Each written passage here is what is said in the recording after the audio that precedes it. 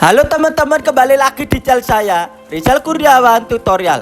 Sebelum nonton channel ini, ada baiknya teman-teman untuk cuci tangan saya bersih dan jaga kesehatan. Terus tonton channel ini di rumah saja.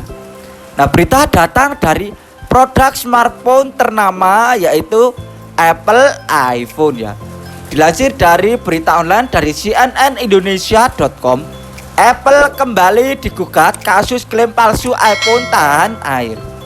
Penjelasannya yaitu Apple kembali dituntut di pengadilan New York, Amerika Serikat atau AS dalam aduan class action.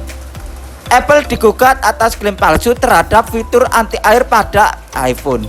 Seperti banyak produsen smartphone, Apple menyertakan tingkat ketahanan air atau IP dalam jajaran iPhone-nya.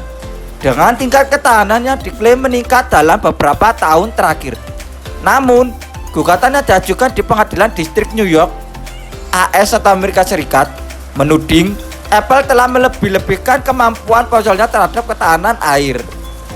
Apple terdaftar sebagai tergugat dan Anthony Smith terdaftar sebagai nama penggugat.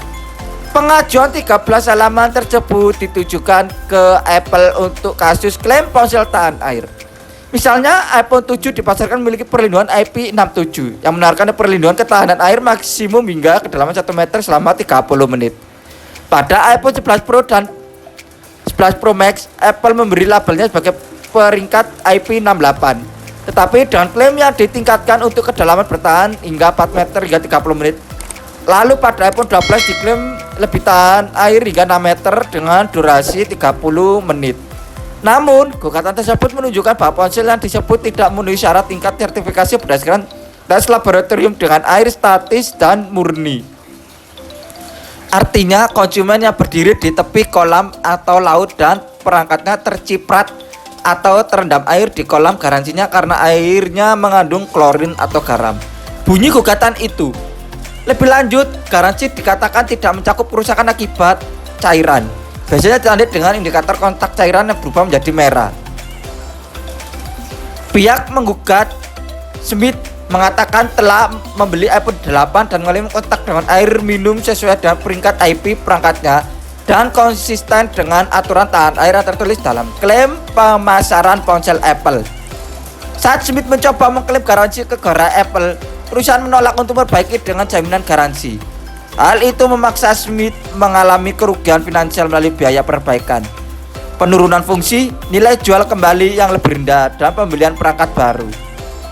Dikutip Apple Insider, gugatan terhadap klaim iPhone yang tahan air ini bukan pertama kalinya.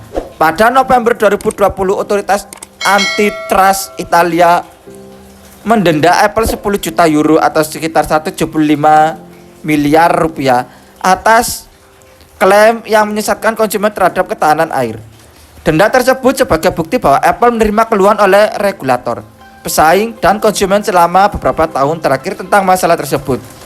Tuntutan itu membuat Apple sadar bahwa ada masalah yang harus diperbaiki dalam ketahanan air di perangkatnya. Nah, itu tadi adalah berita yang datang dari produk smartphone ternama yaitu Apple iPhone, yaitu Apple kembali digugat kasus klaim palsu iPhone tahan air. Nah, terima kasih sudah menonton channel ini. Jangan lupa klik subscribe, like, komen, dan share, dan aktifkan tombol loncengnya agar selalu mendapat notifikasi tentang video-video saya tentang teknologi, unboxing, dan tutorial, dan agar channel saya terus berkembang. Terima kasih.